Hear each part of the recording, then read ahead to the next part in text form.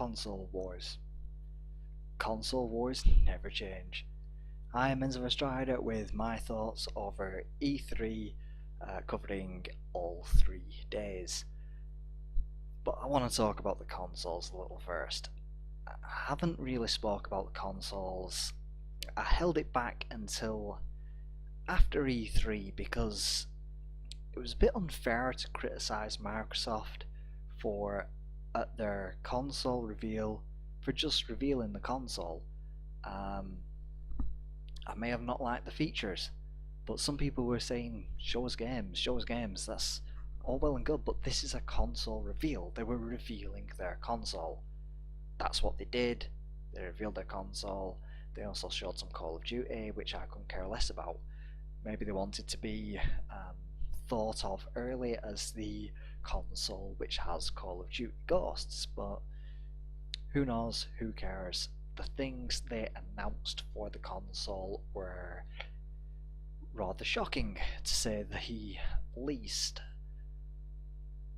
Must connect to the internet once every 24 hours was the one that angered me the most.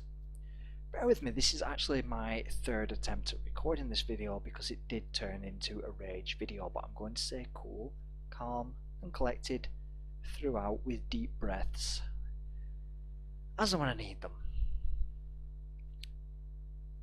I was watching the press briefing with a friend, and when the whole must connect to the internet every 24 hours thing was being discussed, I said to him, so why would this be? Why would it have to connect to the internet once every 24 hours? And he said it's probably an anti-piracy measure. Okay, so Microsoft is accusing anyone who purchases their console a pirate, and you're paying for the privilege of them saying, we're doing this for your own good because we don't trust you because you may be a pirate. Let's get one thing straight.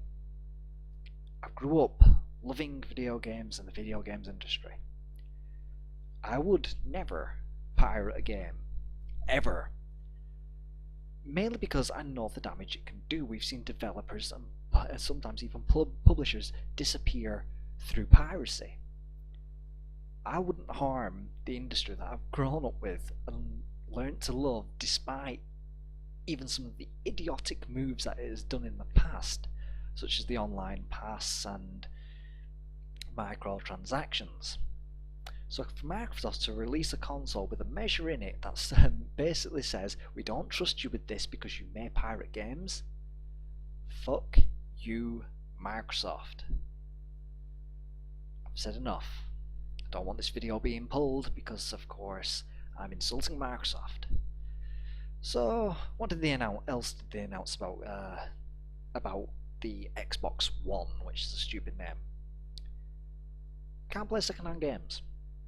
Well, you can, kind of, in a roundabout way. You can give your friend, give a game to your friend after 30 days of them being your friend on Xbox Live or Humble. It's complicated and difficult to understand. And then you can also share games with your family members, 10 of which, I don't know how they're going to enforce this or how they're even going to know the family members. Are they going to restrict this to within a certain area? You can only share games with people within your home territory. Some would be Great Britain. But then people have family abroad. Shouldn't I be able to share a game with my auntie who lives in Melbourne or my uncle who lives in Canada? How are they going to enforce this? Surely I'd want to play with family who lives abroad because then I get to talk to them while playing a game as well, doing something we both enjoy. So I don't know how Microsoft is going to enforce this. Is it going to be open to anyone, or is it just going to be within home territory? I don't know. It's all very confusing, and if I'm getting confused by this, imagine how your average console gamer feels. Yeah, the whole point of a console, Microsoft, is ease of use.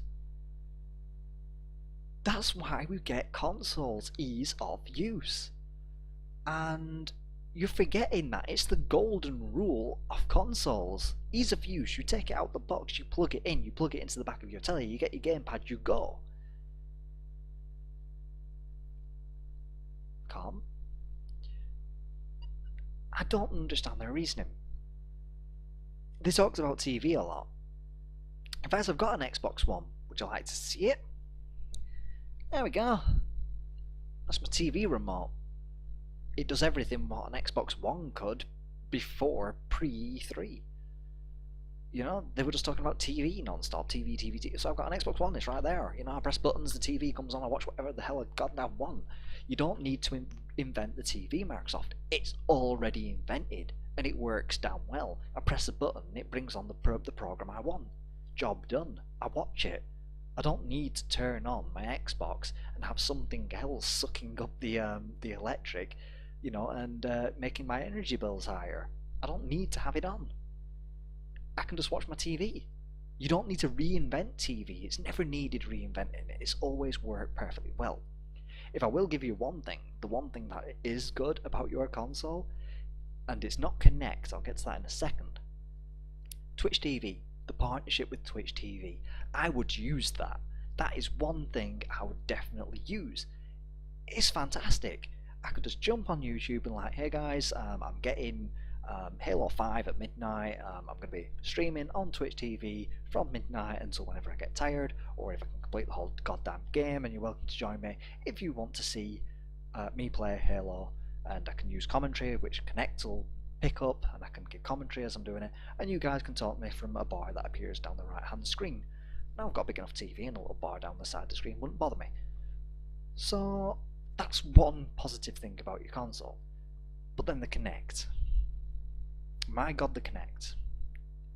Only a casual market wants your Kinect. You're excluding all your hardcore gamers, even your casual gamers who don't like your gimmicks. They're still out there. They're plentiful. You guys who only play like FIFA and your Modern Warfares, your Call of Duty games, your shooters. There's still a casual market out there for your casual pad-based gamer, and you're just like forgetting about them. It's just like, you've got to have this Kinect now. You can't not have it. If you don't have it plugged into the back of your box, guess what? Your box doesn't work. It's an expensive paperweight. It's been said before, and I'm saying it again. It's an expensive paperweight. If I don't connect to the internet, my internet isn't perfect. You know, it does go down sometimes for a day, sometimes 2 days, sometimes for a whole goddamn week. What happens to my Xbox then? What happens to my Xbox One? Does it just cease to work for all time? What do I do with it then? Do I, you know, if I reconnect to the internet after a week, will it turn on? Will it work? I don't know. It's confusing. I'm just moving that out of the way there. I'm not understanding it. And as I say, this all comes down to rule number one of consoles: ease of use. So what do I think of PlayStation's effort? They have their own share function in there. Maybe I can upload to YouTube or Facebook, you know, clips of Facebook. Oh yeah, there's one game that I'm going to do a list of games in a minute, and there's one game I'm going to have to add it in at the top because I wanted to talk about it, because yeah, I think it's an Xbox exclusive as well, but I'll talk about that. So on with Sony's console, what did I think of Sony's console? They have their own share function, either upload to YouTube or Facebook, clips or whatever, I don't know, I'm not 100% sure on that. They did say there was a share function. I didn't get to watch the PlayStation conference, unfortunately, when they revealed everything that it could do. I did watch the abridged version, which was funny, but there is like a sharing capability in there. I don't know to what capacity, but I will be looking into that. But at E3 they announced, we support used games. Get to that in a minute. And if you want to play offline, you can. Mission accomplished, Sony. You won E3. Microsoft whipped theirs out, and it was nothing. Let's face it, E3, that's all it is. It's a willy waving exercise. Sony whipped theirs out, and it hit the goddamn floor. It near enough unrolled and punched an old lady sat 5 files back. Don't know why there was an old lady at E3. There just was.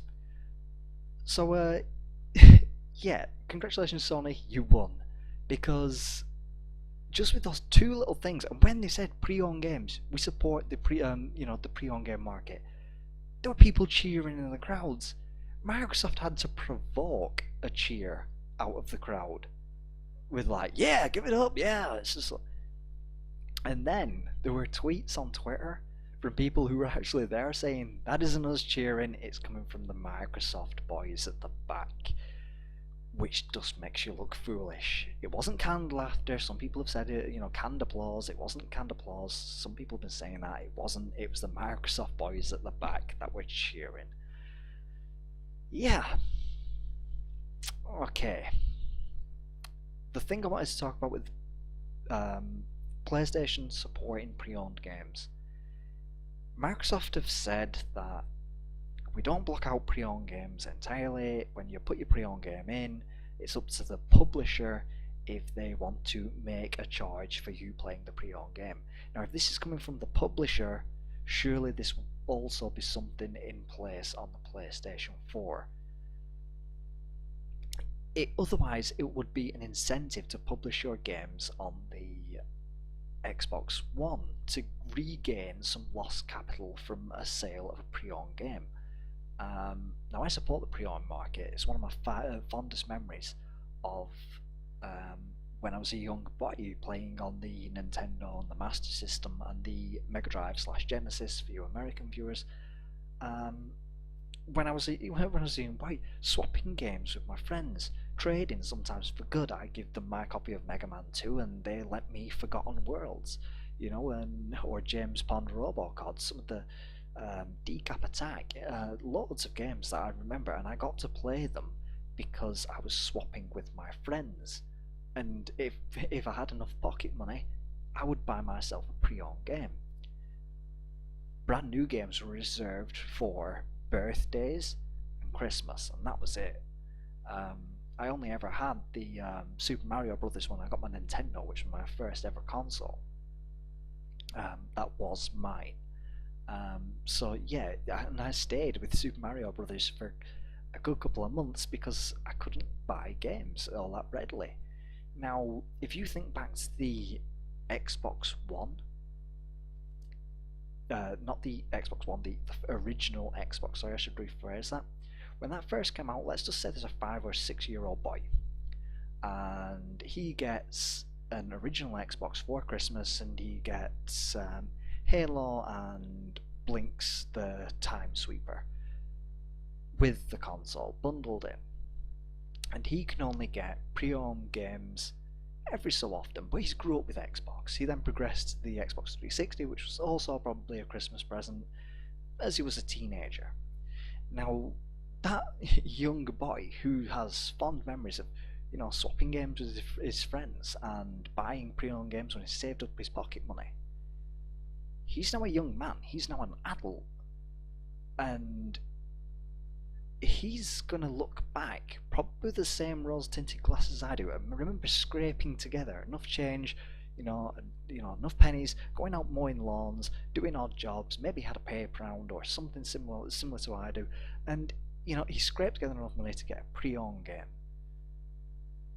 Is he really going to look at the Xbox One and think that's a great idea when really his childhood is being discoloured by Microsoft console? I don't think he would.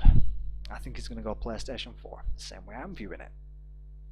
But anyhow, I've digressed. I want to talk about the games of E3.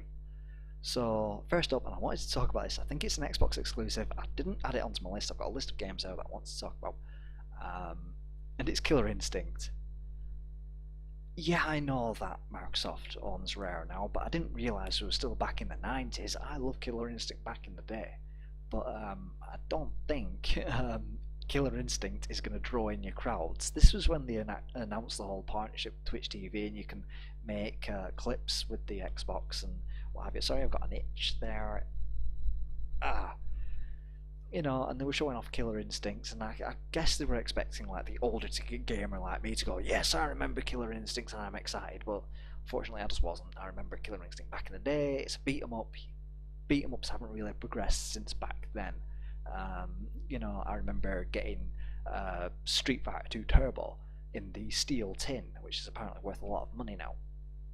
And fighting games, if we're completely honest, haven't really progressed since then. They went 3D and then they went back to 2D because it just wasn't working out for them in 3D. Sorry, a little uncomfortable. Yeah, my legs have seized up. Give me a minute.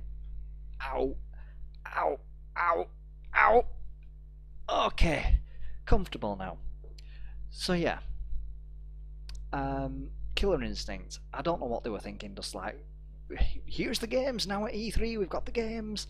You were gonna show you a game that's like really old, and probably a lot of people aren't gonna remember it unless you're really sad, like Strider.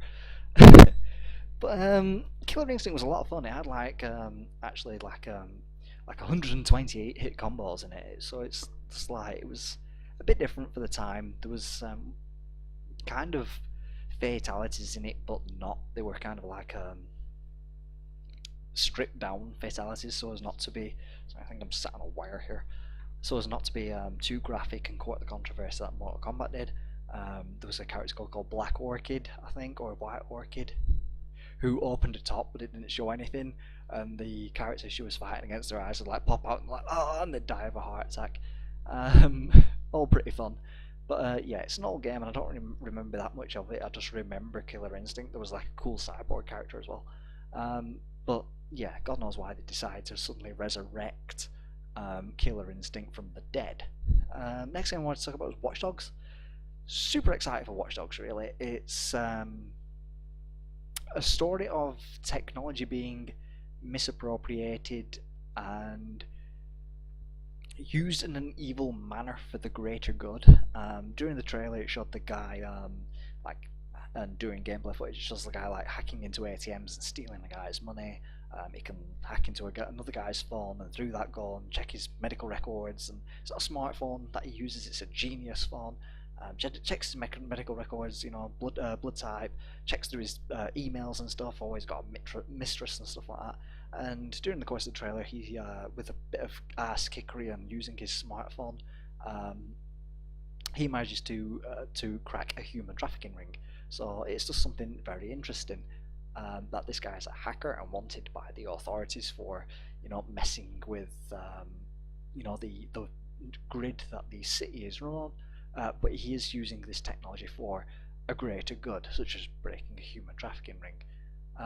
So it's all very interesting, and it's not something that's been done in games before, and it looks interesting. There's also some sort of online element to it, some sort of multiplayer, which was hinted at last year's E3, where the camera zoomed out. Not many people saw this. I don't know where it was shown, or if it was behind closed doors and somehow this little extra scene got out, but the camera zoomed all the way back out to a guy who was up on a rooftop watching the main character, and he was using his own phone to kind of like mess with the main character. If you could do that, jump into someone else's game as another character and mess with the main character, like trying to hinder his escape, that could be quite cool. Sorry, my voice is going. As I said, this is like my third attempt at trying to record this because I did rage each time. So yeah, another game I wanted to touch on was Titanfall. This looks interesting, but I do have a bit of trepidation about it. The gameplay showed like a kick-ass space warrior being dropped onto an unnamed planet. At least I don't think it was named during the trailer, and it was a live gameplay demonstration. And he gets dropped down, and he's running around, and there's parkour in a first-person shooter game, which has been done before in the game Brink. It wasn't perfect, but this isn't a first. There's also a jetpack, I believe it has, which also isn't a first for a first-person shooter game. That's been done in Halo. It's just combining those two and adding their own twist on it. The gunplay does seem very Twitch reaction-based, similar to Modern Warfare. This is made by Respawn Studios, which was formed when Infinity Ward split in two. The guys at Respawn, of course, went their own way, and they've been working on this, and it seems to be very Modern Warfare flavoured Twitch, reaction-based game gunplay. Up to the point where once you've scored a certain number of kills, you get a Titan, which is a giant walking robot, dropped into the battlefield for you, which just replaces your airstrike or care package from like your Modern Warfare style title. Next up I want to talk about a Nintendo exclusive, Bayonetta 2. I can't understand why this has gone Nintendo exclusive, but it is exactly the sort of gameplay that I would expect from Platinum Games. Platinum Games do not make bad games. They made the first Bayonetta, they made Vanquish, which are both very good games. Bayonetta in particular was a favourite of mine because it out Devil May Cry is Devil May Cry. You know, it's fast, fluid, action-based, combat-based action adventure. With some little puzzling elements in there. Only a few, but just enough to keep you interested. There's even a section where it apes Space Harrier from way back in the day. So yeah, it was a super fun game to play. I don't understand why they've gone Nintendo exclusive, but Nintendo have got to have something to keep the fans loyal. They really need to get a Zelda game out there, in my opinion. I've not played a Zelda game since Ocarina of Time back on the N64, which remains my second favourite Legend of Zelda game. So moving swiftly on, I do have a list here. I did want to talk about the games, so I'm going to just keep moving on. Sorry, as I said, the coffee's starting to wear out. I've been wired on caffeine and rage during these videos. So this is my last attempt at doing it because it seems to be going right okay so far, and I've not had any problems with my laptop because I had problems as well, which just made me rage even harder. My voice is going a little. This was actually announced during the Halo. Give the game away. It was Halo 5. It was announced during the Xbox One reveal. Was it E3? I don't know. I don't care. It all kind of merged into one. I'm very busy with work at the moment. But before it even came on, it says, let's take a look at... No, it was E3. It was definitely E3. It was like, let's take a look at one of a video from one of our other developers. I was like, oh, if you're not naming it, it must be 343. So I guessed it was Halo, the continuation of the Halo franchise. I've got to admit, I was thrown for a little while. I did call Halo 5 as, you know, I had a friend watching it with me. I did call Halo 5 as it came on. And then when I saw the guy with the cape, I was like, shit, this looks more like, I don't know, some sort of fantasy game. Maybe it's Fable. But I didn't say, oh no, it's actually Fable, you know, I kept quiet and just thought, shit, it's going to be Fable or something. But then, you know, the whole Master Chief's hand come out, and I couldn't care less. Everything they'd said about the console, it was just too much and the damage had been done. I'm not going to be tied into another console just on the strength of the Halo franchise. I'm sorry, that's how I ended up with the Xbox 360. I wanted to finish the goddamn fight. But less said about Halo 2's ending, the better. The thing is with Halo 1 through 4 is it kind of summarised my relationship with my ex-girlfriend. We played through, the first game we played together was Halo 1 back in the day. We played through it co-op and we loved it, and we played Halo 2. And then we moved on to the 360 to finish the fight that we started together, and we played through Halo 3. Loved it, and we played Halo Reach, and we even played on Halo Reach online together, and we met some friends over the Xbox Live, which is fantastic. But I'm not going to be tied into another console. Sorry, Halo 4 as well, where Master Chief and Cortana's relationship ended. That was the perfect bittersweet ending for the Halo franchise, which also summarised the relationship between me and my girlfriend and our gaming relationship together. The one we started on Halo 1 and ended with Halo 4. The way Halo 4 ended was perfect, and kind of like the Halo game, as me as a gamer, is just like, that game summarises our relationship. From Halo 1 through to Halo 4, and the ending Halo 4 had, it was perfect. So yeah, when I think about my relationship in the game, that summarised it, because I'm a gamer, and you know, I love games, and I think when I think of a game, I don't just think of the game and how it felt to play it. I think about what was going on in my life in that time and how it affected me. So I'm not going to be tied into, you know, another commitment with another gaming franchise on and another commitment with another console just by dangling a Halo game in front of me. For me, Halo is now over. If I really want to see how it's working you know, out for Microsoft, I'll watch a Let's Play on YouTube or something. I know that's bad of me, but if I'm interested in Halo 5 enough, that's the route I'm going to take. Moving swiftly on, this is a game that you'll probably be shocked that I'm even talking about, but Forza 5. Back with me? Shock worn off? Okay, yeah, Forza 5. I'm interested, okay? But not in the way you think. I know that racing games haven't progressed from going round in a goddamn circle. What interested me was the Drivatar. Yeah, the Drivatar had me more interested in the actual meat of the gameplay, which is racing your dream car around a given track. The Drivatar is really interesting. It seems to me to be the next step of AI because it is not true AI. It is AI that has been learning under the guidance of a human being. As you play Forza Motorsport 5, sorry, Forza 5, not say Forza Motorsport 5, but as you play Forza 5, your Drivatar is watching how you drive and is learning from your experiences and how you race. It is constantly learning. And as you're racing, as you're playing the game, the other drivers that you are racing against are other people's Drivatars from around the world, which is unique. It will race to a specific person out there in the world. You may not meet this person, you may not even be aware of their gamer tag, but this is happening as you're going, and your Drivatar is also being used by someone else across the world, and you may not even be aware of it. So it's more of a human AI than it is an AI which has learnt from human guidance. And I'm just thinking if this can be used for a racing game, maybe it can be appropriated to work for an action adventure game, an RPG game, a first person shooter game, where the AI learns from human interaction. Sorry, just got an itch on my eye there, and my voice is really bad, but I'm going to press on.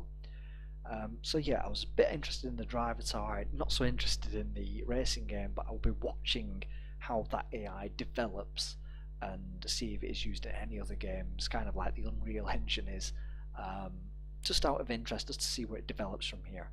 The next game was one of my favourite games of this year's E3, Destiny. If you want to get my attention for any game, all you need to do is give me a badass entrance where I drop from a dropship. Just like, boom, hey bitches, I'm here, and I'm ready to kick ass. Just that on its own, just when the guy just like, boom, down from a dropship, you know, it's his own personal dropship. I'm here, I'm ready, I'm a badass, deal with it. That is how you get my attention for a game. It's like, I want to enter a game like that. I don't want the inconspicuous beginnings. From humble beginnings come greatness. I want, boom, yeah, I'm great right now. You know, I want to be coming in on the dropship, hitting hard. The only way they could have improved on that, in my opinion, is if I was to drop from the dropship, my screen's gone dark, it's going to mess up again. Is it? No, it's not. Great, it's still going. I had a technology fail on my screen. It went dark early, and it was just like, it messed up. But yeah, the only way you can improve on an entrance like that for me was to go boom, down from a dropship. I'm wearing golden armor. There's trumpets sounding out, a drummer beating the drum. There's some Vestal virgins throwing flower petals around me, and I've got a sword that's the size of a skyscraper and can cut through a mountain. That's the only way an entrance could be bettered for me in a game. I want to feel like the baddest guy there. So it's just like, if I get a personal dropship, personal spaceship, dropping me into the battlefield, boom, down, and I'm done. You know, ready to kick ass, and I can give my in the gameplay demo. It was just like it's like, hey, I did an emote where he waved. It just kind of make it look a bit goofy, but it added to it. It added to it that I just did this little like, hey, just that was a little bit goofy after that epic opening. It was just like, hey, how are you doing? So just like, yeah, that's how you get my attention for a game. And then they like went through the wall, kicking a bit of ass because they were fighting out of the last human city, which is protected by a wall. They fought their way out the wall. When they got out there, they met up with another player who was a badass with a huge rocket launcher, just like, hey, why don't we use this to kill the enemies? And then like a public event kicks off, which was probably scripted, you know, because let's face it, the game is in development. And there was a whole bunch of other players all swarming off like this spider mech thing, all of them trying to take it down. And that for me was just like, yes, just this is how all games should be. You know, it's co-op. You can play with sorry, you can play with your friends, you can take part in these big public battles, and then it scales back and you're just with your friends again, ready to explore the entire solar system. That's right, this game doesn't just take place on Earth, it takes place on, well, the entire solar system. So if you're buying a PS4 and you want to find me, you know, start playing Destiny, I'll be invading Uranus with all my friends. I've said it. Check Uranus for me, because I'll be there. Destiny. Invading Uranus. Moving on, Arkham Origins, Batman Arkham Origins. This, I was a bit worried when it wasn't Rocksteady, it was Warner Brothers Games, but some of my fears have been alleviated with this trailer. Anarchy featured in this trailer as well, which is super cool. A super cool villain for us to fight against, just yet another one confirmed. There's now, I think, at least have been confirmed by Warner Brothers Games, have mentioned them at least. Joker was in a trailer, I hope he's not in it for long. Black Mask, Anarchy, Bane again, Deadshot and Deathstroke. But the thing that got me excited most about the gameplay demonstration was the augmented reality crime scene reconstruction computer which Batman uses. It's the world's greatest detective being the world's greatest detective, piecing together a crime scene as he goes along, using this computer to slide bam bam bam. I see how everything has fit and I know my next objective. You know, so it adds on top of the, I wanted more. They weren't exactly lazy in Arkham Asylum or Arkham City, but I wanted more. I wanted to see the Dark Knight, the world's greatest detective, be the world's greatest detective. So while the combat was always fluid and it was perfect for the first two Arkham games, this is expanding on it. It's keeping the same combat and adding to it with being a detective. There's more of the detective stuff, which is really what I wanted from the next Arkham game. More of the detective stuff. There's been some naysayers saying, you know, why does he have this technology earlier in his career and he didn't keep it for Arkham Asylum and Arkham City? To them I say, well, you know, this is the Dark Knight, the world's greatest detective. Maybe he didn't need that stuff when he was in Arkham Asylum and Arkham City. You know, he did kind of like have limited time to prepare for Arkham Asylum and Arkham City. You know, each time he leaves the Batcave, he leaves with different equipment. So, you know, maybe he just didn't use it that day. Who knows? Who cares? It's a cool little gimmick, and if it makes us feel more like Batman as we're playing the game, which was the biggest draw to Arkham Asylum for me, you're playing as Batman. You know, if it makes us feel like Batman playing this game, I'm all for it. So it's a super cool thing, and I'm super excited for it now. Especially after seeing this, it's just like I was already excited. Now I'm super excited, and it's going to guarantee that I get this day one. Next up, this is how Microsoft kicks off E3, and it's not an exclusive, it's actually a multi-platform. That's Metal Gear Solid 5, which is now called, with the subtitle, Tactical Espionage Operations instead of Tactical Action Espionage, or whatever it was before. I have played all the Metal Gear Solid games, barring Metal Gear Solid 3. 4, sorry, I did play 3.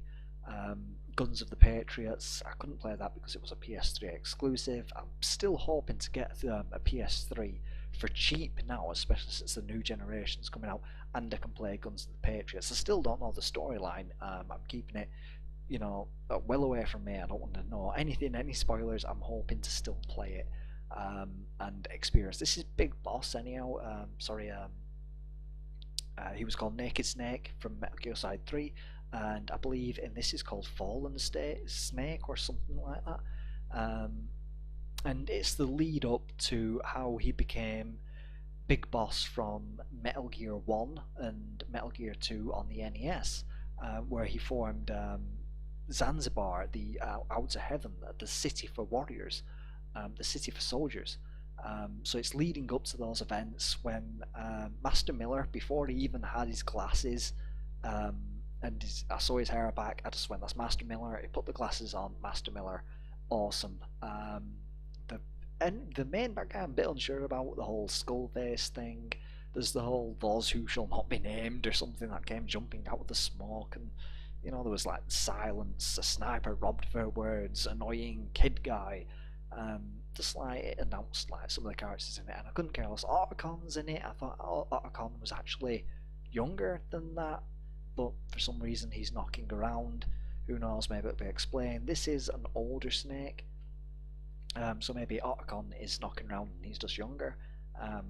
Who knows? We'll have to play it to find out, but it is one that I'm genuinely excited for. I don't know how the whole open world thing for Metal Gear, and you can travel using any method, because if I get into a tank, I'm just going to roll that bad boy into wherever I'm meant to be infiltrating into and just blow the shit up. It's just like, I'm sorry, if you're going to give me a massively powerful tank or something like that, yeah, I'm just going to roll it through the front door. Just like, hey bitches, just boom, straight in there. Yeah, screw this stealth malarkey, I'm getting too old for that. Yeah, so there was something else I wanted to mention. Oh yeah, the fast travel system in Metal Gear Solid 5. Hideo Kojima was mentioning this way before the E3, back when he first showed it off, and he's just like, oh yeah, the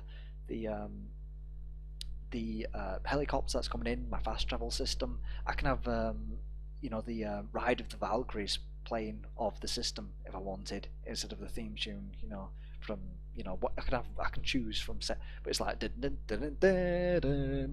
was like, that is perfect. It's not very stealthy, a helicopter coming in playing my Ride of the Valkyries, or is it March of the Valkyries, I don't know, but it's like it's not very stealthy. It was right next to a military base when it did this as well. I was just like, oh, stealth fail, but I don't know, it's something that's a little bit awesome, I guess. Last game, well, there's actually two more after this, but the last game of the games that I'm only like moderately excited for, excluding Destiny, I'm very excited for that. But yep, The Walking Dead 500 Days. This isn't season 2, it's a standalone episode. It's set between day 1 of the outbreak and day 500 of the outbreak, hence 500 days. But he plays 5 characters across this. Omid makes a reappearance. I don't think he's playable. Playable guy is Steven Spielberg looking guy, but other than that, they're playing their cards close to the chest here. I would love The Walking Dead, the point and click, not the survival instincts pile of drivel. Yeah, I love the point and click Walking Dead, Telltale Games Walking Dead. A lot of people said like point and click can't work on this generation. I was just a fan of the Walking Dead TV series. I picked up episode 1 when it came out because I was a fan of the TV series and I just wanted to play this game. I played the demo first and it seemed very capable and I was enjoying it. I played through the entire episode after I downloaded it, and then I would waited every single month I would get it. As soon as it came out, I went and got The Walking Dead. It became like a ritual, and as soon as I got it, I played it, and I didn't change any of my decisions. I kept all my decisions all the way through and loved the entire thing. And I can't wait for Series 2, but this is just a nice thing just to tide us over, because I think Series 2 is going to be on the next generation of consoles. But we've got this 500 days, it's all looking interesting. All these 5 characters that you play as in 500 days, they all interweave together. They've got an interweaving story, thinking Pulp Fiction, something like that. It's all very interesting. They haven't revealed much besides from what I just mentioned there, but it's one that I will definitely be getting.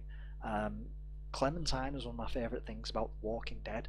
I don't think she'll make an appearance in 500 days, but yeah, I'm still super excited for it because it's more Walking Dead goodness, and if this story interweaves well, who knows? And you don't have to play them in order, the 5 characters. You can choose the guy who's at day 500 and then go back to day 1, and it's like something that was being talked about at day 500 will be talked by a character, like they'll talk about it here, and then if you go back to the day 1 character, it's like, oh, I'm playing that scene that I've heard about. Apparently these 5 characters meet up at a truck stop, but other than that, that's all I know. So yeah, on to the 2 games that really made E3 for me this year. First up, The Witcher 3, The Wild Hunt. My god, I think they said it's something like 3 times the size of Skyrim. My god, everything they showed, it was just completely mind-blowing. The Witcher series I hadn't heard about. I'd been interested in the books for quite a long while. I heard they were fantastic, but I never found time to pick them up and read them. When The Witcher 2 was announced that it was coming to the Xbox 360 with the enhanced edition, I was just like, okay, I've got to pick these books up and I've got to read them. I still haven't picked them up and read them yet, but I still got The Witcher 2. I really want a PC so I can go and play The Witcher 1. I've been told it's every bit the game that The Witcher 2 is. I just fell in love with everything that The Witcher 2 did, and now we're getting more of it in an open world setting. Oh, at the moment, it could be, for me, I don't know, this could be the game of the next generation. I've always said that this generation, this current generation that we're on, with the PlayStation 3 and the PlayStation 4, there's always that defining moment. And for me, it was Elder Scrolls 3, 4, Oblivion. You know when you first step out of the sewers from the Cyrodiil prisons out into Cyrodiil proper? That was a defining moment for me of the last generation, where you suddenly step out into this huge open world, and that for me was the defining moment. I've got to say, boy, everything we're looking at for The Witcher 3, The Wild Hunt, I think that moment is going to come with this game. We still don't know much about it, but from the little bits, the little glimpses that we've seen, I think this might be the one to tell the end of this trilogy that CD Projekt Red has been working on so hard. I think it's going to come with that, in an open world environment where you still got this non-linear, they're saying, story. You can still get from point A to your end objective, but in a non-linear manner. When you've crafted out your own tale from point A to point B, and not in the way Skyrim or the Elder Scrolls do it, in a coherent story, point A to point B, job done, maybe with multiple endings. Maybe that's when I think, yes, next generation is truly here. We'll have to see how it goes. They're making big claims with this, but I have faith that CD Projekt Red can actually pull it off. Up to my number one game of E3 for this year, the one that blew me out the water, even though it showed jack shit. Dragon Age 3 Inquisition. If you think about it, really, they didn't show anything, but they showed so much with the nothing they showed. Oh, just when I watched it, I was watching it a bit lackluster. It was EA, you know, their whole press conference, and they were talking about like EA Sports and bullshit I'm just not interested in. I tuned in for Dragon Age, and I didn't know if they were going to show anything, and when they did, I will admit I shat myself. I literally just, my mind was blown. It just started off with Claudia Black's awesome voice work as Morrigan. They didn't show anything really, but they showed a lot. It's one of those weird games where if you love it enough, kind of like the way I viewed the Mass Effect 3 trailer back in the day, they didn't show anything, but they showed everything. So at least now we've got some maybe solid details on, you know, what's going to be in the game. We've seen Morrigan in there, and we've seen I can't remember his name, the dwarf from Dragon Age 2. Someone's going to kill me for forgetting his name. With Bianca, his shotgun. I remember his shotgun, his crossbow. I remember Bianca. I don't remember his name. What the hell was his name? Can't remember off the top of my head. But Varric, sorry if I deafened you there. Yeah, Varric, he was in there, and yeah, they showed all this stuff but didn't show anything. There was Cassandra, and there's this stuff, and check out this here, and it's like, do you guess where the game's set yet? It's like, I'm like, just please let it be Orlais. I'd love to see Orlais. So yeah, it showed so much but showed nothing. and that's exactly how I like it. I don't want to be spoiled for this game. I'm not going to read any previews or any reviews. I want to know absolutely nothing. The same way I went into Mass Effect 3. You could have moved for Mass Effect 2 details, but for Mass Effect 3, I remained absolutely spoiler free. I think I've covered every single game that I want to talk about. I talked about the consoles a little. I did try to refrain from raging. The coffee started to wear out. I was also a bit caffeinated up. I'm hoping to make a bit more sense now. So if you only came for my E3 thoughts, you can go away now if you please. But I'm just going to talk about what's coming up for my channel. And if you can't guess, I'm going to get back up for this. But oh god, old man of gaming here. Oh god, sorry, you're going to have to view my back for a second because I've committed to moving. And yeah, Man of Steel's out today. I'm gonna go see it. Maybe not today, possibly tomorrow, Sunday at the very latest, at my local cinema. I'll be going to see it. I'm going to attempt to review it if I feel I can do a movie review justice. I wouldn't review anything if I didn't feel, capable to.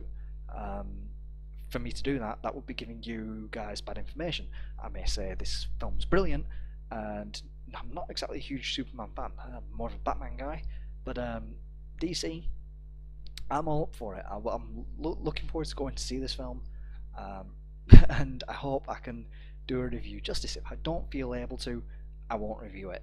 I don't want to say it's fantastic. You guys go out, spend your money, and then say, actually, I hated it. You were completely off the mark. If I feel capable to do a review of this movie, I will do so. I do generally have a good idea of a good movie from a bad movie. Sorry, my voice is so tired. I've been talking now for just over 45 minutes, but yep, if I feel I can do it justice, I will do it. If I don't, then I won't. But I do have high expectations for this movie. From everything I've seen of it, it looks fantastic. So I'm going to see The Man of Steel today or tomorrow. What else is coming up for the channel? My Dragon's Dogma and a separate video for Dark Arisen. They are still going on. I nearly beat Dark Arisen. It is so damn tough. So I very nearly beat it. Just before the last boss. I just need to figure out how to beat that guy. Normally I play through things twice to make sure that I've covered absolutely everything. Unfortunately, Dragon's Dogma is an RPG, and I had to get to level 50 plus before I could actually tackle Dark Arisen, so I haven't played through it twice. But I have spent enough time on Bitter Black Isle to give an honest opinion of Dragon's Dogma and Dark Arisen. So I'll be reviewing Dragon's Dogma and Dark Arisen maybe today if I've got time. If not, I'll have to wait till tomorrow. I don't actually have access to a laptop at the moment. This is a rental. I'm borrowing it off someone. I'm very busy with work also at the moment. Besides that, I did say, and this is actually for my 1 year anniversary. I've been on YouTube for 1 year, even though I haven't done many videos. I think I've done like 19 or something, possibly less, possibly only 14. But for my 1 year anniversary, I did plan on doing my N7 Strider Origins, A History of Gameplay Violence, as my celebration video for 1 year, which will probably be a 2 or 3 parter. Probably 2. I've gone into a little bit in this video, but I plan to do a video on my gaming origins as my 1 year anniversary, just to talk about the games that I've played growing up and certain series that I've grown to love and grown to hate over the years. Yeah, so also Dead Island and Dead Island Riptide review if I can complete them quick enough. I don't want to run through them. I still want to take my time, make sure I can get the facts to you. I don't think it's one that I'm going to play through quickly. They are quite long games. So yeah, if I feel capable to review them, I will review them. I think in future for my gameplay, my game reviews, until the next generation, I'm going to focus on games from this generation that you may have missed. Something to tide you over that you can get for a little bit cheaper on the pre-owned market. Just to tide you over. until next gen. That doesn't mean to say there's no games coming out for this generation, there still is. We have the awesome Grand Theft Auto 5 to look forward to just as one, and I will be reviewing that. I don't know if I'll be able to play that twice before reviewing it, but let's just see how well I get through it the first time, and then I'll either review it and tell you what I liked about it, or I'll play through it again and then review it. I do try to get 2 full playthroughs before I review anything. I've got 3 Dragon's Dogma playthroughs under my belt. That was just from personal time. This game was reviewed, came out last year, and I'll be doing my own review and then on to Dark Arisen. So that's just what's coming up on my channel. As I say, I can't always guarantee that I'll be uploading constantly because I do work, and at the moment demand for me to be in work is very high. So we'll just see where we go from here. Also, I'm going to MCM Glasgow. I can't attend MCM Manchester, which is my nearest one, because I'm in work. But I do have the weekend of MCM Glasgow booked off. I'm gonna see if I can do some coverage of that. Maybe take a camera along with me, just to or just pick up some comics while I'm there and just say this is what I picked up. I don't know if Grant Morrison's going to be there, who is a Glaswegian, but I'm hoping that I can take my Arkham Asylum, A Serious House on Serious Earth graphic novel with me and ask him to sign it. It's the 15th anniversary edition. So that's been all from me. I've gone on way too long, heading towards 1 hour. Sorry I was wired on coffee, sorry my voice is going a bit, but I did get this video out there, as promised, because I did promise someone that I would give my honest thoughts of EA and the Microsoft Xbox One reveal. So I've covered absolutely everything. I've been N7 Strider, my voice is tired, and I should go.